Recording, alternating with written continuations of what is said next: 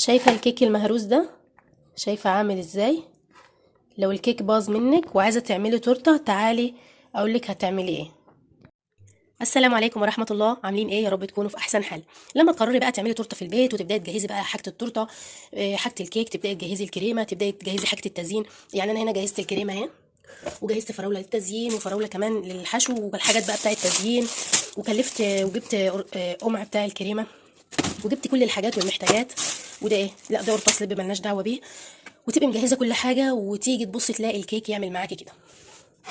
شايفه الكيك عمل معاكي ازاي او معايا يعني انا ازاي؟ لما الكيك يعمل معاكي كده، الكيك كانت حلوه وكل حاجه والمقادير مظبوطه وكل حاجه، بس ايه اللي حصل؟ هو نصيب، قضاء وقدر يعني. الكيك ده كان فيه جنب عالي قوي وجنب هابط قوي.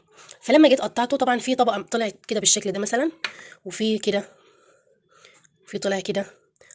وعملت اللي عليا وقطعته بسكينه مشنشره اهي، عشان ما تقوليش انت مش انت اللي فرفتيه. وفي طبقه طلعت كده. يعني دي الطبقات اللي انا قدرت اطلعها. وفي برضو شويه طلعوا بالشكل ده كده. مهم. اهو بالشكل. يعني حاولت على قد ما اقدر ان انا ايه، اقطع. فطبعا يعني انا شفت المنظر بتاع الكيك ده، يعني قلت هعمل ايه، هرميه ولا هعمل ايه ولا كده. رجعت قلت لا والله حرام ان انا ارميه. كل حاجه بقت غاليه، يعني الكيك ده طبعا دقيق وبيض وفانيليا ومكب. يعني بعد كده هبقى اقول لكم على المقادير علشان تبقوا تجربوها وتطلع نفس النتيجه دي كده. المهم، لو انت جيتي يعني تعملي تورته بقى وعايزه تبدعي زي ما انا كنت هعمل كده، والكيك طلع معاكي بالشكل ده، اوعي ترميه، بجد هتطلعي منه احسن. فزي ما قلت لكم يا بنات، حرام ان احنا نرمي اي حاجه نعملها، خصوصا ان الكيك طالع حلو يعني، طري ولونه فاتح وهش زي ما انتم شايفين. بس هي مشكلته انه كان جنب عالي وجنب هابط، فلما تيجي بقى تقطعيها هتبقى يعني مش هتبقى متظبطه قوي. بس ان شاء الله احنا هنستفاد من ده كله وهنعمله في التورته ان شاء الله، وهتطلع التورته حلوه. واحنا زي ما بنظهر الوصفات الحلوه معانا، برضو لازم نظهر الحاجات اللي ما ظبطتش، لان طبعا احنا كلنا بنتعلم، احنا مش شيفات ولا حاجه علشان ان احنا نطلع بالحاجه المظبوطه يعني، او لازم الحاجه تبقى مظبوطه معانا. لا، دي كلها حاجات وارده ان هي تطلع مع اي ست بيت بتتعلم ان هي تعمل حاجه جديده. انا عملتها مرتين قبل كده، بس بصراحه الكيك ما عملش معايا كده. لكن المره دي عمل كده. ارمي؟ لا طبعا مش هنرمي، هنستفاد منه، هنعمل منه كمان ليه، يعني ليه حاجات كتير كمان غير التورته. يعني ممكن نعمله كيك مهروس في كاسات، عملناه قبل كده برضو هنا على القناه. يعني في حاجات كتيره، وصفات كتيره ممكن نعملها بالكيك ده، غير ان احنا نرميه لان طبعا حرام. تعالوا بقى نبدا نشوف احنا هنعمل التورته ازاي. بس انا هنا اول حاجه هاخد، يعني هحاول ان انا اختار يعني للقاعده بتاعه التورته كده، هختار قطع كده تكون سليمه. يعني مش هجيب الفتافيت، مش هجيب المهروس اللي قوي ده احطه في القاعده او على الوش فوق. لا، فانا هشيل دي للوش، ودول هحاول ان انا اظبطهم كده جنب بعض للقاعده علشان تبقى مظبوط. وكل المهروس ده هنحطه بقى في نص التورتيه بتاعتنا. تمام. هنا بقى كنت مجهزه برضو، دي فراوله متقطعه قطع صغيره، وعليها معلقتين سكر كبار، وتسيبيها على النار شويه لغايه ما تبقى بالشكل ده كده. دي هحشي بيها طبقات التورته، يعني بين كل طبقه وطبقه كده احط معلقتين ولا حاجه. لو مش هتعملي دي للتورته يعني ممكن ميه بسكر، ممكن اي نوع عصير بدون سكر. هنا كمان الكريمه اهي، ودي الفراوله بقى بتاعت الزين دي في الاخر هنشوف هنعمل بيها ايه. اول حاجه بقى تعالوا نشوف هنجمع الكلام ده كله مع بعضه ازاي. هنا بقى اول حاجه كده هجيب الطبقه دي، يعني هحاول انقي اكتر حاجه مظبوطه واحطها للارضيه كده، عشان الارضيه من تحت تبقى ايه، مظبوطه. وبرده نحاول ان احنا نخلي الوش من فوق مظبوط. اشيل بس هنا كده شويه. تمام. بس اول حاجه هنا بقى في الارض هنا كده، يبقى طبق او اي حاجه عندك. اول حاجه بقى هنا في الارض كده احط ايه، الكريمه كده، وافردها شويه صغيره. ان شاء الله تطلع احلى تورته معانا اهو بالشكل ده. تمام.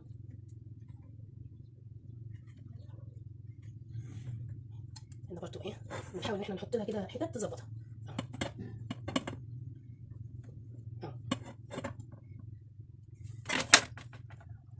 نستفاد بكل حته معانا.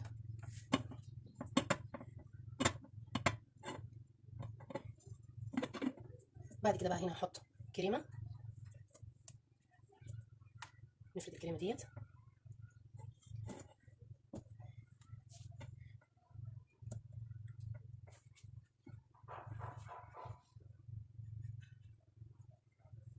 الكريمه، واحط كمان معلقتين كده من الفراوله دي، تعمل لها طعم حلو كده.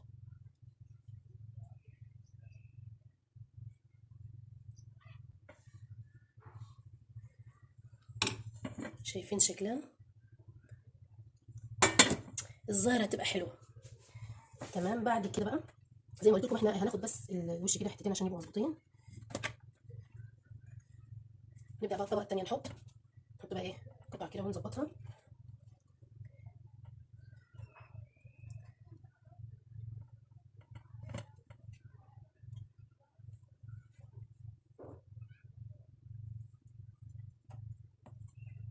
في النص هنا بقى نحط كل ايه المتفتفت ده كده. ان شاء الله مش هنرمي منها اي حاجه. عندكم برضو كذا طريقه تقدروا تستفادوا منها لما الكيك يطلع معاكم كده. تبقى هنا كده تبقى طبقه كريمه اهو.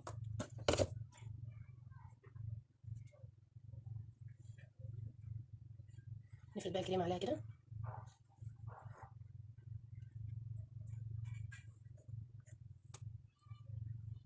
الكريمه بقى عملناها ازاي بما انها نجحت معانا؟ دول 2 ظرف كريمه اللي هي كريمه دريم. طبعا هي بيبقى عليها سكر، مش محتاجه سكر، وعليها كوبايه الكيسين عليهم كوبايه لبن كبيره، لبن مثلج يكون فيه قطع تلج كده. تضربيها بالمضرب باعلى سرعه وهتلاقيها اتعملت معاكي على طول.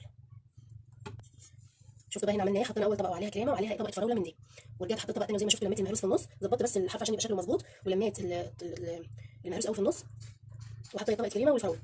هكمل بقى بنفس الطريقه. معايا هنا تقريبا طبقتين كمان، الطبقه المهروسه دي هلمها في النص كمان، ودول هعملهم للوش.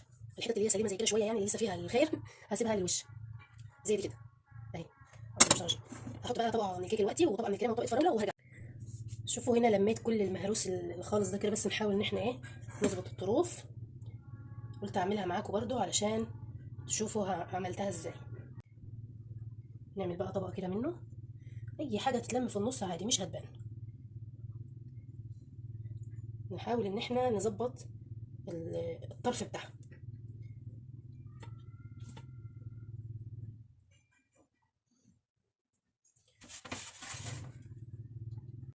على فكره الافران بيبقى عندهم كميه كيك مهروس كتير، يعني مش احنا بس في البيوت، لا كمان هم بيبقى عندهم كميه كيك مهروس كتير، فبيستغلوه بقى في النص كده في الحاجات او كوبايات الكيك المهروس. المهم ان هم بيستغلوه، ما بيرموش اي حاجه يعني. تمام. نحط بقى كده طبقه كريمه حلوه كده.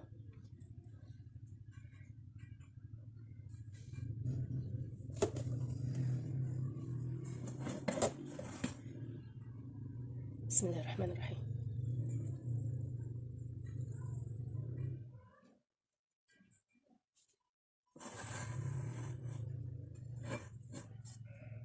ان شاء الله هنعمل تورتايه حلوه وهتعجبكم.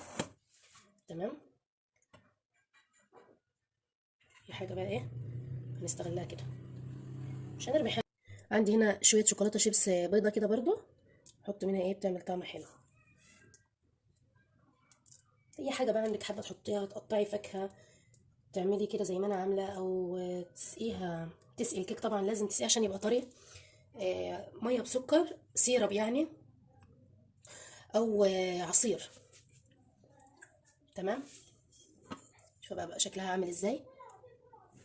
لسه طبعا هنظبطها. شايفه شكلها عامل ازاي؟ ده قبل التظبيط. شوفوا بقى. هجيب بقى الحته دي كده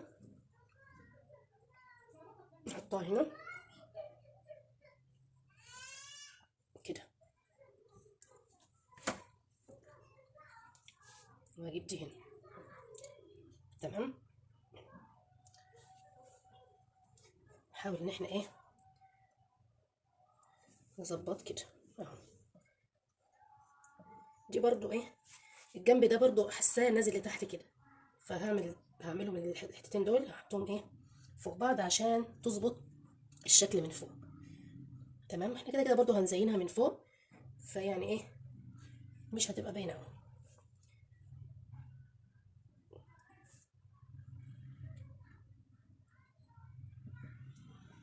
يعني لو لقيتي حته واطيه شويه وحته ايه عاليه اظبطيها كده اهو. هاتي حتت صغيره وحطيها. تمام. حاسه الجنب ده لسه عاوز يتظبط شويه، ظبطه كده اهو.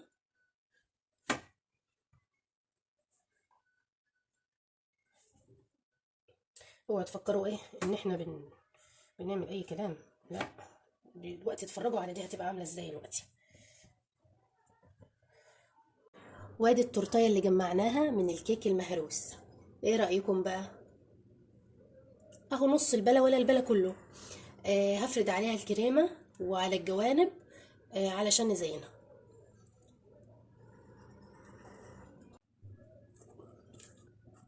بقى عليها الكريمه كده. بصوا مش معانا اي كيك خالص اهو.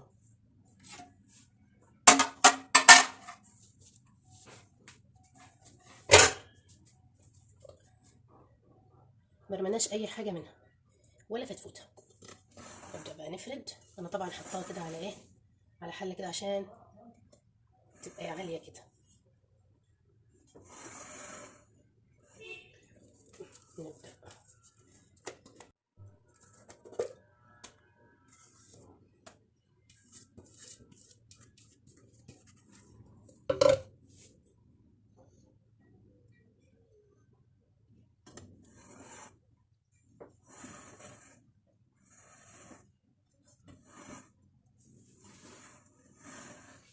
نفرد بقى الكريمه كده عليها،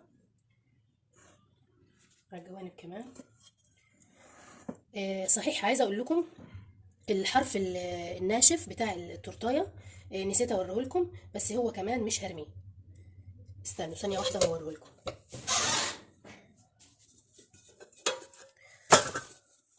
انا شلت طبعا الحروف الناشفه اللي زي دي كده اهي.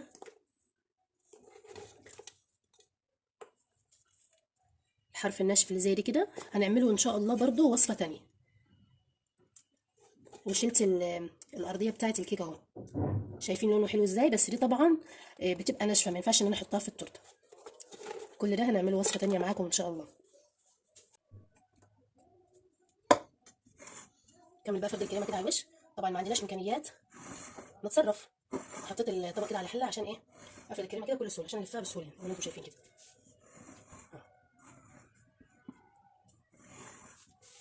بالشكل كده.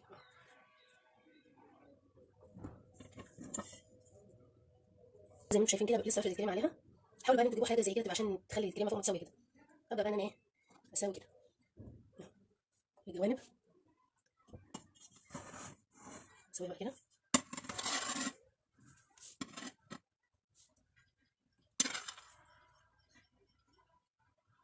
نسويها كده بالشكل ده على قد ما تقدري.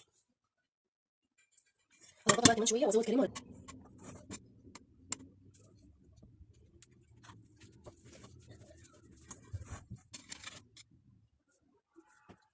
هنا بقى كده فردت الكريمه على التورتايه الحلوه اهي زي ما انتم شايفين كده. وعندي هنا طبعا التزيين ده بقى على حسب كل واحد حابب يزين ايه. عندي بقى هنا صوص شوكولاته طبقه كده على الطرف.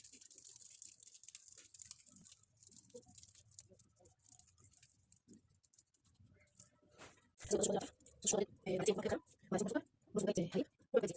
زي ما صوص جميل. هنا صوص كده صوص شوكولاته. هنا بقى كده بعد ما حطيت صوص الشوكولاته اهو يبقى زي الخفيف. لو عايز قطع طبعا ايه فرشه كده. حاول نعين وتبقى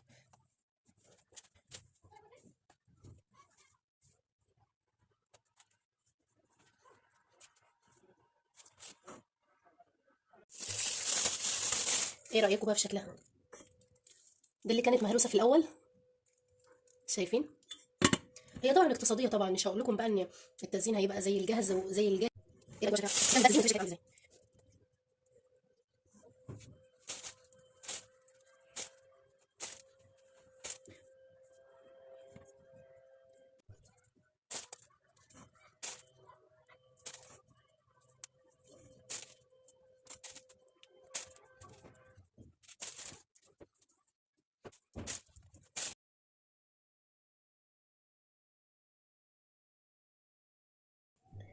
ايه رايكم بقى في شكل التورتايه؟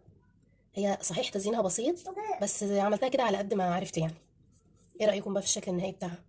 طبعا انا هنا بقى ايه حطيت هنا تفاح كده حاجه بسيط. انتوا عارفين طبعا ان التفاح بيسود بسرعه، فهو المفروض يدهن بجيلي تلميع، بس ما فيش عندي جيلي تلميع فهدهنه حاجه بسيطه كده عسل ابيض علشان يعني ما يسودش بسرعه. حاجه بسيطه بس كده عسل ابيض. احاول ان انا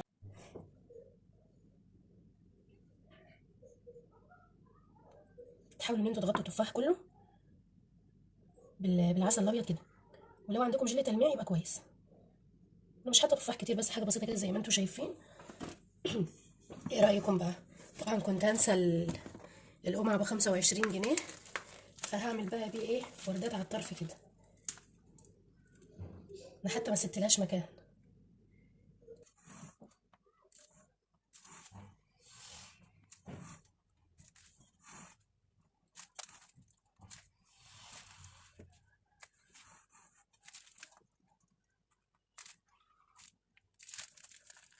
انا بقى ايه، احط كده هنا.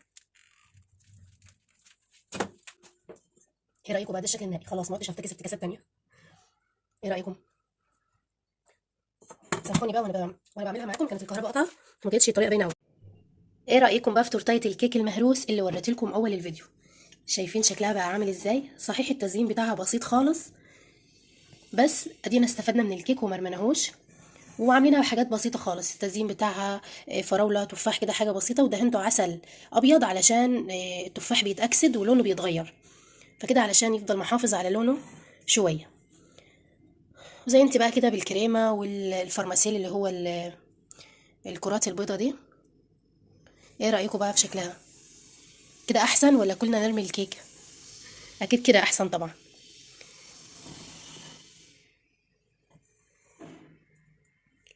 لو عجبتكم تورتايه الكيك المهروس دي اكتب. الفيديو ده هينفعكم قوي، لانه ناس كتير الكيك بيبوظ منهم وبيفكروا انه خلاص كده مش هيعرفوا يعملوا بيه اي حاجه، لكن بالعكس مفيش اي حاجه بتترمي، كله بنستفيد منه. عملتها بالشكل البسيط ده زي ما انتم شايفين كده، وبنزينها بالحاجه اللي نقدر عليها على قد امكانياتنا. بنزين التورته. عندك فواكه، عندك كريمه، بس عندك فرماسيل، عندك اي حاجه تقدري تزيني بيها.